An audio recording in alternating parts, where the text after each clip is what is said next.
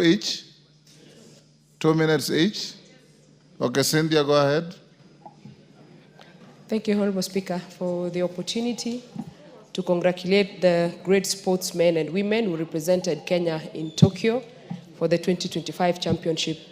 Honorable Speaker, we are proud of that team because it has brought back the glory that Kenya as the powerhouse for sports and athletics, Honorable Speaker, has always been.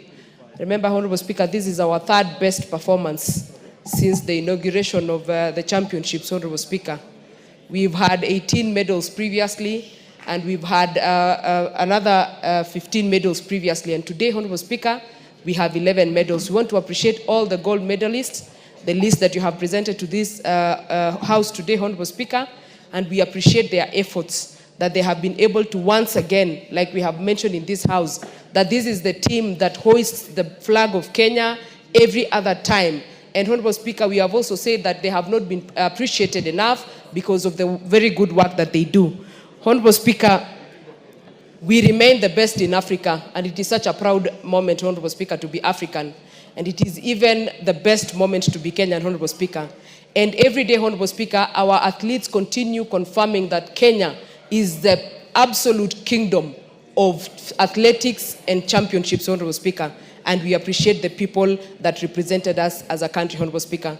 Honorable Speaker, I also want to note that over time, our athletes have been doing a very good job. Previously, Honorable Speaker, we have contemplated having them have translators. But this time around, Honorable Speaker, when you listened to Ewoy speaking, when you listened to Perez speaking, when you listened to Wanyonyi speaking, when you listened to Faith Kipyegon speaking, you felt proud as a Kenyan because our athletes are properly able to present themselves, Honorable Speaker, and express themselves. Honorable Speaker, this also calls for responsibility for us. As a country that hosts these great people, what are we doing to support the sports, Honorable Speaker? And I appreciate the government of Kenya Kwanza because of the up-to-standard stadiums that we are building. And Honorable Speaker, I am seeing a brighter future for athletes, and we want to really appreciate them so that they can continue hoisting the flag of Kenya. We want to tell all the gold medalists and the people who have participated that as Kenyans, we...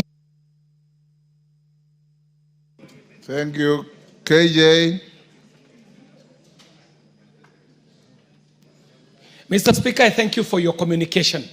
In your communication, you indicated that Kenya is a very small country compared to countries like America.